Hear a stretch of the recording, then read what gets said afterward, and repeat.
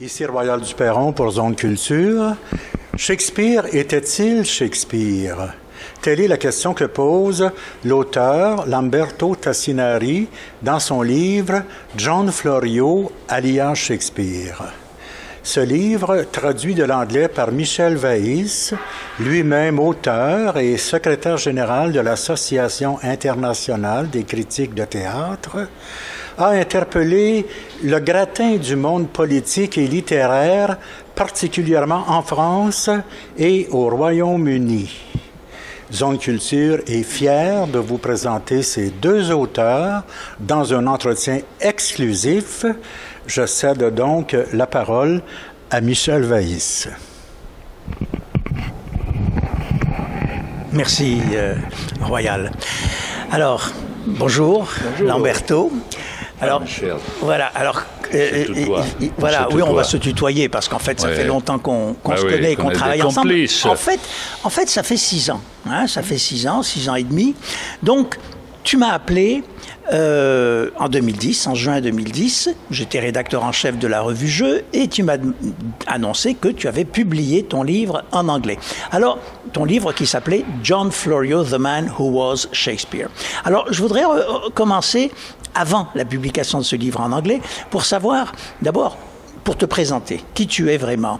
Tu n'es pas un grand spécialiste de Shakespeare au départ. Tu n'es pas un Shakespearien. Non. Quand on me pose cette question, je dis d'une façon un peu paradoxale que c'est à cause du fait que je ne suis pas un spécialiste que je pu percer cette nouvelle vision dans le mystère, dans l'énigme shakespearien. Parce que ça existe. Ça c'est pas juste moi. Ça fait longtemps. Ça fait 4 siècles et plus qu'on s'interroge sur l'identité véritable de cet homme de Stratford qui vient d'un milieu très populaire et qui aurait écrit cette œuvre géniale. Bon, alors tu n'es pas au départ un grand spécialiste de Shakespeare, mais tu as été quand même pendant plus de 20 ans professeur de langue et littérature italienne à l'Université de Montréal. Oui, ça peut être aidé. Alors, il y a deux choses que j'ai connues par la suite être peut-être importantes dans cette histoire. Le fait que je suis un immigrant, que j'ai quitté aussi un pays pour arriver dans un autre. Il y a 30... il y a 81, donc 35 ans. Voilà. Donc, j'ai passé exactement la moitié de ma vie ici et la moitié là-bas. Oui. Et donc, j'étais unilingue italien, puis je parlais déjà français parce que j'avais fait une thèse sur un philosophe français, donc j'avais déjà un bout de français dans ma vie. Mais c'est ici que je suis devenu trilingue. Et donc, cette expérience a peut-être favorisé la découverte chez Shakespeare d'un background, d'un arrière autre que pur britannique, anglo. Et c'est là que, dans le mystère de ce génie universel, j'ai pu retracer les composantes de ce génie. Ça veut dire la connaissance des langues, de l'Italie, une culture qui a permis à Shakespeare de créer une nouvelle langue, en effet, parce que la langue avant de cette entreprise théâtrale et poétique, la langue anglaise n'était pas celle qui est devenue après. Oui, exactement. Alors, il y a une autre composante quand même dans ta personnalité qui, je pense, est très importante et qui peut aussi expliquer cet intérêt que tu as eu à un moment donné dans ta vie, c'est que tu as animé pendant plus de 15 ans un magazine que tu as appelé Transculturel et qui s'appelait Vice Versa. Alors c'est un magazine à Montréal qui était publié en français, anglais, italien, bon. Et donc qu'est-ce que c'est le transculturel pour toi? Pour toi, c'est quoi? Ben, c'est le passage à travers des identités différentes, en effet. Donc, on ne possède pas une identité, mais on est composé tous, qu'on le sache ou non, qu'on soit conscient, qu'on l'accepte plutôt, je dirais, qu'on l'accepte comme une nouvelle identité hybride, multiple. On n'a pas besoin de se figer dans un...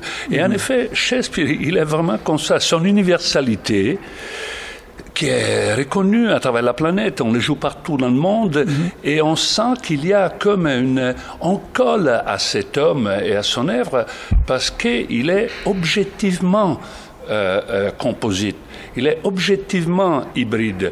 Il n'est pas juste, le génie poétique, il n'est pas juste la métaphore artistique qui fait de lui cet esprit universel, mais il est universel parce qu'il est issu d'une autre langue, d'une autre culture. Justement, parce que Florio, c'est lui qui est Shakespeare.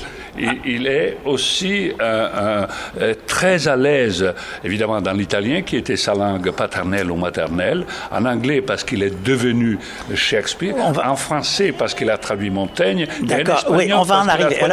Tu brûles trop d'étapes. On va en arriver à Florio un peu plus tard. Donc, il y avait chez toi cette connaissance, mais très pointue, de la langue et de la littérature italienne, notamment du XVIe siècle, XVe, XVIe, XVIIe siècle, et il y avait cet intérêt pour le passage d'une culture à l'autre. Alors, à un moment donné, tu t'es mis à lire La Tempête de Shakespeare. Je reviens toujours à la chronologie. Donc, une œuvre que tu n'avais jamais lue vraiment. Parce que tu n'es pas un spécialiste de Shakespeare, tu n'es pas un homme de théâtre non plus. Alors, tu as lu La Tempête il y a à peu près une quinzaine d'années, et tu as été frappé. Alors, par quoi tu as été frappé en lisant La Tempête? Oui, la Tempête, je n'avais pas lu. J'avais lu d'autres choses en italien, en Italie, quand j'étais beaucoup plus jeune. Je n'avais pas repris Shakespeare d'une façon spéciale, mais à un certain moment, pour des raisons, je peux sauter les raisons. Je suis tombé sur La Tempête, j'avais envie, j'avais lu des choses, parce qu'on peut lire plein de critiques, d'écrivains qui ont trouvé cette pièce extraordinaire. Donc finalement, j'avais l'âge pour me mettre à lire La Tempête, je l'ai fait. Et en lisant La Tempête, qui est une pièce dont les sources ne sont pas évidentes, très bizarre, qui se joue en Italie, en pleine Italie, entre Milan et Naples, très méditerranéenne, très très sudiste, très méridionale. L'action se passe dans une île vraiment là, donc on baigne dans la mer Méditerranée. Et donc il y a plusieurs éléments. Maintenant, je ne mettrai pas à vous dire quels sont les éléments d'étrangeté de cette pièce qui ont une résonance absolument non locale. Il y a trop qui local, je veux dire pas anglaise, non britannique, vraiment. On sent il y a une composante qui est reconnue aussi par la critique de la comédie dell'arte, mais la comédie dell'arte n'était pas diffusée en Angleterre. Il y avait évidemment des gens qui savaient bien que c'était ce théâtre à l'italienne, mais pas vraiment au point de justifier une présence si riche, si forte dans La Tempête. Mais il y a aussi une attitude psychologique très particulière qui se cache derrière la langue. Donc il y a une personnalité, il y a une personne qui parle derrière Prospero, qui fait... Prospero, qui est le personnage central et qui représente un petit peu l'auteur, parce qu'on a considéré La Tempête comme étant le testament littéraire et théâtral de Shakespeare. Alors Prospero, c'est l'homme des livres, l'homme d'une immense bibliothèque, etc. Mais plus précisément, ce que tu as trouvé dans La Tempête et que tu dis dans ton livre, c'est qu'il y a des tours de phrases, il y a des proverbes, il y a des comptines pour enfants, des choses qui ne sont pas vraiment compréhensibles si on n'est pas de culture italienne. Autrement dit, c'est comme l'italien traduit. C'est ce que tu as trouvé. Partout d'ailleurs, dans le reste de l'œuvre de Shakespeare, il y a plein de choses. Évidemment, tous les spécialistes qui ont trouvé ça, ils ne pouvaient pas prétendre ne pas trouver ce matériel embarrassant, très difficile à justifier. Donc d'ailleurs, ils ne justifient pas. Il ne justifie pas le fait qu'un homme de Stratford ait pu inventer tout ça. Ils ne veulent pas. Ils retrouvent des traces. Par exemple, on parle de Bergamo, qui est une ville près de Milan, et on se réfère à l'habilité de fabriquer des voiles de bateaux, pour le bateau. Et donc, au début, avant de reconnaître la vérité, plein de critiques ont dit mais c'est absurde, donc c'est une gaffe, que Shakespeare ait pu écrire ça signifie que Bergamo c'est une ville qui n'est pas sur la mer, qui est à plusieurs centaines de kilomètres de la mer, donc il a eu une mauvaise information. Voilà. C'est le contraire. Bergamo était une ville qui était reconnue pour la fabrication de ces toiles pour la navigation. Donc, en effet, il démontre le contraire, démontre que celui qui a écrit ces pièces était absolument à connaissance du fait que les communs britanniques ne connaissaient pas. Oui, alors c'est la même chose. Dans La Tempête, il y a les deux frères, donc Prospero et son frère, qui arrivent en bateau de deux villes qui ne sont pas au bord de la mer. Alors tout le monde a dit, ben oui, mais ça prouve bien que celui qui a écrit tout ça, Shakespeare, ben, il a imaginé, et puis il y a plein d'erreurs. Or, c'est pas vrai. On a découvert que... Qu'est-ce qu'on a découvert plus récemment? On a découvert qu'en effet, la ville... à laquelle Prospero était duc, Milan, est la ville qui a été choisie dans la pièce officiellement comme le lieu de départ d'où cet homme a été comment dire, il a été expulsé par un coup d'État de cette ville, par son frère, et puis obligé à quitter Milan par bateau. Alors là, on a dit, c'est absurde, Milan, on peut pas le quitter par bateau, etc. Alors, on a reconnu que, par le géographe, par la connaissance historique commune, que Milan était et est encore lié à la mer Adriatique à travers des canaux, de rivières et tout ça. Donc, ce serait possible de faire ces voyages.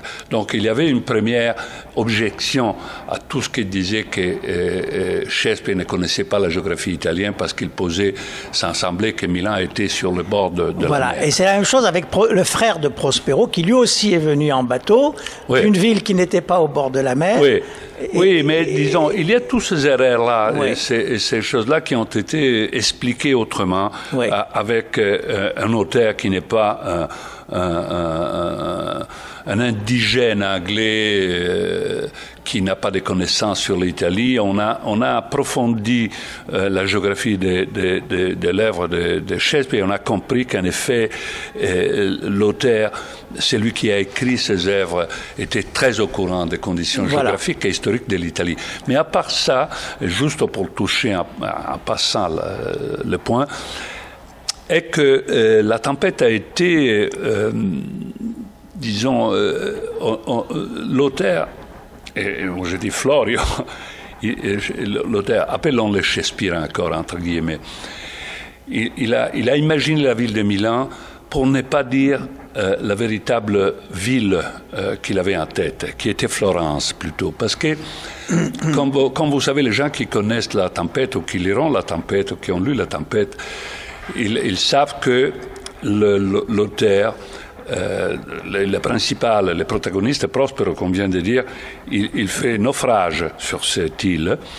Et l'île se trouve entre Naples et Tunis, donc entre l'Afrique et l'Italie.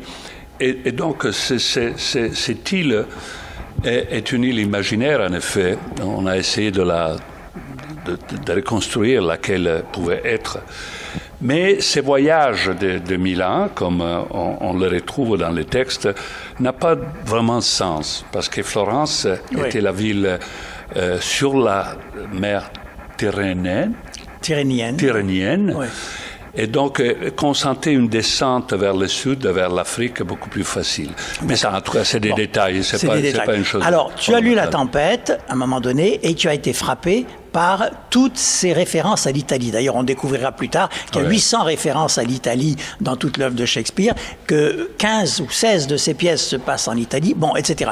Alors, tu t'es mis à chercher qui a pu écrire tout ça, si ce n'est pas un homme de la campagne anglaise de Stratford-on-Avon, qui s'appelait William Shakespeare. Et tu découvres John Florio. Alors, j'aimerais que tu nous présentes John Florio, d'abord né à Londres.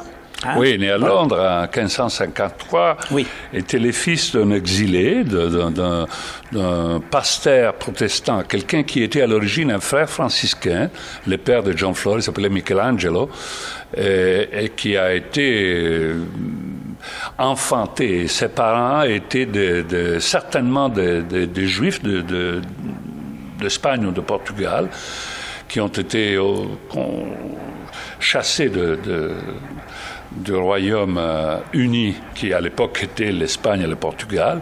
Donc diaspora qui a envoyé des Juifs à travers l'Europe de l'Est, etc., en Italie notamment. Et donc les grands-parents de John étaient des Juifs convertis. D'accord. Et le père de John, fils de converti, est lui-même devenu frère franciscain et défroqué à un certain moment, passé sur le côté protestant, et devenu assez connu par la hiérarchie catholique, a été arrêté. Et donc, elle a passé 2 ans dans les prisons du Vatican, s'est échappée de là en 48 vers 49, en 1550 est arrivé à Londres. Voilà. Il est resté 3 ans là, le temps de faire naître son fils. On ne sait pas si sa mère était une Britannique, donc une connaissance de Michelangelo, de son père, ou bien si Michelangelo Florio était arrivé en Angleterre avec une femme, elle aussi protestante, italienne. Moi, je suis porté à croire qu'elle soit une mère italienne, protestante, parce que John Florio, une fois qu'il est retourné à Londres, il ne possédait pas encore la langue anglaise d'une façon suffisante. Ok, donc John Florio naît à Londres. Oui. À l'âge de 2 ans, le bébé doit quitter l'Angleterre avec ses parents parce qu'il y a une reine catholique qui arrive au pouvoir, Marie Stuart, et donc il est élevé dans les Grisons. Dans les Grisons, à quelques kilomètres de l'Italie actuelle, dans un lieu qui à l'époque aussi était italophone, s'appelait Soglio, donc à quelques kilomètres de la frontière actuelle. Et il passe là 16 ans de sa vie, 17 dans cette ans, région, et quand il a 18 ans à peu près, il retourne en Angleterre, peut-être avec son père, on imagine, et c'est là, à l'âge de 18 ans, qu'il reste à Londres. Oui, parce que le père, une fois qu'il était arrivé, son père, en Angleterre en 1550, il arrive en Angleterre avec une réputation d'un martyr protestant. C'est lui qui avait été emprisonné par l'Inquisition romaine, donc il était pour l'Angleterre qui venait de se convertir forcément à l'Angleterre. Donc le père a été accueilli à bras ouverts en 1550. Et quand il revient 16 ans plus tard avec son fils, tout de suite, le fils est introduit à la cour. Parce qu'il était arrivé vraiment à un niveau très élevé à la cour, et à travers les plus importants membres de l'aristocratie britannique. Et au retour, 16 ans, 17 ans plus tard, qu'il soit tout seul, John, ou avec son père, il est placé immédiatement à un niveau très, très élevé. Alors, John Florio, celui qui nous intéresse, qui a écrit toutes les œuvres de Shakespeare sous ce pseudonyme, on y reviendra. John Florio, tout de suite, devient un personnage de la cour. Il devient le tuteur des enfants de la reine, le tuteur des enfants de l'ambassadeur de France, l'historiographe de la cour et le secrétaire particulier de la reine Anne d'Écosse. Mais avant de se retrouver justement dans cette deuxième phase de sa carrière, ça veut dire avec Élisabeth était la première phase, donc parce que quand John Florio retourne en Angleterre, c'est Élisabeth Ier qui est sur le trône, et elle mourra en 1603. Et donc, mais déjà à l'époque, Florio est déjà très avancé dans sa carrière de courtisan et en même temps intellectuel et écrivain, parce qu'il a fait d'autres choses importantes. Il a été le précepteur d'un enfant illustre. Dans la mythologie shakespearienne, il y a 2 personnages, des hommes, disons, qui sont essentiels. C'est le comte de Southampton et le comte de Pembroke, et tous les 2 sont des élèves et 2 amis intimes et des protecteurs de John Florio. Et il n'y a aucun rapport personnel démontré entre les soi-disant Shakespeare et ces 2 nobles-là qui sont fondamentaux. En tout cas, c'est D'accord. Et John Florio, donc en plus d'être précepteur, en plus d'être plus tard secrétaire de la reine pendant 16 ans, jusqu'à la mort de la reine Anne, en plus d'être l'historiographe de la cour, il a des publications, il publie des ouvrages sous son propre nom. Oui, alors, le dictionnaire, alors parle-nous du dictionnaire. Le dictionnaire, c'est le dictionnaire. Un dictionnaire, donc ça devrait suffire, je pense, pour mettre la puce à l'oreille de tous gens, disons, je ne dis pas intelligents, parce qu'il y a plein de gens intelligents, mais qui sont... dont les yeux sont fermés. Donc, si on regarde avec les yeux ouverts, on voit que à cette époque, dans n'importe quel pays du monde, à ce moment c'était l'Europe, les fondateurs des langues, c'est des lexicographes, c'est des gens qui recherchent les mots, qui les composent, qui les créent, qui réforment la grammaire, donc la langue. Il faut avoir les outils pour faire de la poésie. C'est les briques, c'est les mots. D'accord. Alors lui publie le premier dictionnaire italien-anglais. Mais c'est aussi le premier dictionnaire anglais, en effet, parce qu'il n'y avait pas un dictionnaire anglais. Donc, en traduisant de l'italien à l'anglais, il compose aussi un dictionnaire anglais, qu'évidemment, on ne peut pas chercher en ordre alphabétique, parce qu'on le cherche en ordre alphabétique italien, et on trouve des correspondants en anglais. Oui. Donc, il y a... dans la deuxième édition, la première est 1598, la deuxième c'est 1611. Dans la deuxième, il y a 75 000 mots italiens et presque 200 000 mots anglais. Donc il a enrichi la langue anglaise en inventant des dizaines de nouveaux mots, des milliers de nouveaux mots. Forcément, c'est la langue de Shakespeare. Avec presque 200 000 mots anglais, il faut que tous les mots de Shakespeare soient dedans. Évidemment, il peut y avoir des mots que Shakespeare utilise, qu'on trouve dans les pièces de Shakespeare, qui ne se retrouvent pas dans ces dictionnaires. Ça peut arriver, mais la majorité existe et ont été trouvés, tous ces mots-là. Donc, Shakespeare devient un débuteur de Florio, pour tout observateur honnête. Bon, alors il faut continuer, hein, on n'a qu'une demi-heure. Donc, il publie ce dictionnaire, il publie aussi des traductions. La traduction des essais de Montaigne. Il a traduit les essais de Montaigne. Donc, la traduction était terminée en 1603, donc il a commencé, mettons, 3 ans.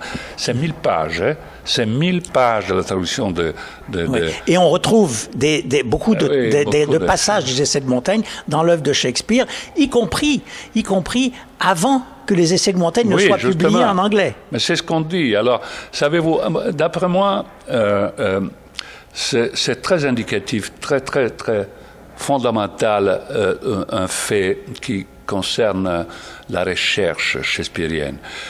Un des plus grands, les plus gros spécialistes est Stephen Greenblatt de l'université de Harvard aux États-Unis, qui a publié une biographie de Shakespeare en 2005, Will in the World, qui vient d'être traduite en français. Will le Magnifique. Oui. Et dans cette biographie, il mentionne Montaigne en passant, vraiment sans s'arrêter sur l'importance de Montaigne, des essais de Montaigne pour Shakespeare.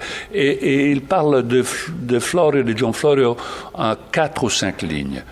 Alors, 9 ans plus tard, le même Stephen Greenblatt a publié une anthologie entière de la traduction de Montaigne faite par John Florio, avec une introduction de lui, de quelqu'un d'autre, très ample et plein d'éloges, et finalement une reconnaissance. Pourquoi, je dis? C'est pas moi, peut-être, qui le menace, mais le fait que, finalement, après des siècles, au fond, on reconnaisse que Florio a un poids, une présence si importante, est quelque chose de considéré inévitable. À ce point-là, même la scholarship, donc tout l'appareil critique des universitaires, ils sont arrivés à un point qu'on ne peut plus mettre Florio de côté. Et donc on dit oui, il est essentiel, Mais Shakespeare, c'est toujours Shakespeare. D'accord. Et il ne reste que 5 minutes à cette entrevue déjà. Donc, deux, trois questions rapides. Pourquoi est-ce que John Florio ne s'est jamais révélé comme Shakespeare? Il a pris ce pseudonyme à un moment donné, Shakespeare, qui veut dire remue la lance, etc. Et comment est-ce que les pièces se sont retrouvées chez l'homme de Stratford? Parce que lui, quand même, a existé. Il était comédien, il était producteur, il a produit ces pièces. Il ne les a pas écrites. Alors, pourquoi est-ce que Florio restait en retrait? Oui, Shakespeare, justement, c'est un pseudonyme. Will I Am, on pourrait jouer même sur William. Will I Am, pourquoi il a choisi? C'est une coïncidence. Moi, je pense que c'est une coïncidence, véritablement. Donc, William Shakespeare, l'auteur, pas l'auteur, mais disons l'impresario du théâtre, et l'usurier, le type là qui est né vraiment à Stratford-upon-Avon, a existé. Et c'est ce que je viens de dire. Il s'appelait Shakespeare d'une façon écrite et pelée différemment. Oui, il écrivait son nom de 6 façons différentes dans son testament. On ne parlera pas de lui, mais pourquoi, pour répondre à ta question, John Florio? John Florio, il a choisi un pseudonyme qui a coïncidé d'une certaine façon phonétiquement avec les noms de quelqu'un qui était vraiment dans le théâtre, que Florio a probablement connu, mais Florio s'est trouvé à un niveau très élevé. Incomparablement plus élevé que celui d'un impresario de théâtre, d'un usurier de campagne. Et donc, savoir, ça c'est pas important de savoir comme le jet a été fait. L'important est que pour Florio, c'était fondamental que les pièces qu'il écrivait et qu'il mettait sur le marché en utilisant peut-être cet impresario comme homme de paille, qui soit attribué à un Anglais. Parce que pour Florio, qui était d'une culture beaucoup plus élevée que la moyenne anglaise de l'époque, c'était fondamental que l'Angleterre gagne deux étapes et monte. Donc Florio a voulu enrichir son la langue de son pays d'adoption. Absolument. Et donc, grâce à une œuvre et à la naissance d'un auteur national qui soit vraiment britannique, qui soit William Shakespeare, parce qu'il n'aurait pas eu le même poids produire une œuvre révolutionnaire au niveau de la langue et au niveau du théâtre avec un nom italien, un nom étranger. Alors, on objecte aussi parfois, souvent, à Florio, le fait que ce n'était pas un homme de la pratique des planches, c'était quelqu'un de la cour, alors que l'homme de Stratford, c'est vraiment quelqu'un qui baignait dans la pratique théâtrale. Ouais. Or, toi, tu as découvert que Florio, d'abord, il était maître des plaisirs de la cour, donc c'est lui qui faisait venir les comédiens et les musiciens à la cour. Il n'était pas vraiment maître de plaisir, mais presque, oui. Oui, c'était il jouait ce rôle-là. Il était lié voilà. Et aussi, on a découvert dans sa bibliothèque, qui était très imposante, dont on a toute la liste des ouvrages, 42 livres sur le théâtre ou sur le théâtre. Mais puis, il faut dire aussi que le théâtre n'avait pas une longue vie à l'époque. Donc, personne n'était vraiment pas un spécialiste. Les auteurs et les compositeurs même d'œuvres, ils venaient de naître. Donc, oui, parce que les théâtres avaient été fermés pendant très longtemps. Oui, non, mais les balles étaient fermés. Il n'était pas ouvert. Il n'y avait pas de théâtre. Le premier théâtre public est en 1576. Alors donc, c'était la naissance d'un théâtre. Donc, il n'y avait pas de spécialistes du théâtre. Voilà. Il n'y avait pas d'experts. Même les auteurs qui se sont créés et sont devenus des auteurs de théâtre, c'est des auteurs qui commençaient en effet. Alors, pour terminer, l'accueil, notre livre, donc ton livre que j'ai traduit en français, il a paru en janvier dernier en France. Il a fait l'objet d'une grande polémique en France déjà. 6 articles dans le journal Le Monde notamment, 2 livres qui ont été écrits sur notre livre depuis le mois de janvier. Donc, est-ce que c'est en train de toucher quand même de rejoindre les Shakespeariens orthodoxes, ou bien s'il reste toujours aussi fermé? C'est une église, hein, avec tout le respect pour les églises, c'est une église. Donc là, c'est difficile. La stratégie la plus efficace est celle de ne pas répondre. Oui. Mais comme je dis, quand un cardinal comme le cardinal Greenblatt de l'église shakespearienne, il décide finalement de sortir un livre qui parle de Florio d'une façon si importante, ça veut dire que là, on comprend que les choses deviennent dangereuses. Oui. Et cet homme sort finalement du silence, John Flor, et donc aussi notre livre, à travers la France. Mais voilà. C'est pas fini encore. Non, c'est pas fini. Ce n'est que le début. Comme je te l'ai déjà dit, Lamberto, tu es arrivé au pied de l'Everest. Il ne te reste plus qu'à le gravir. Oui, mais l'Everest, moi je parle plutôt du mur de Berlin. Moi, je préfère cette métaphore parce que personne ne s'attendait que le mur tombe comme ça. Et donc, c'est un géant au pied d'argile. Stratford va tomber. Et n'a pas de grand. Les murs de Stratford ne sont pas si solide. Si solide. Eh ben, écoute, je te remercie. On pourrait continuer pendant des heures à parler de ta découverte stupéfiante, John Florio. J'ai connecté les points. Et les choses étaient là. Et c'est comme l'Amérique. Flore, je ne l'ai pas inventé. Merci, Lamberto. Merci.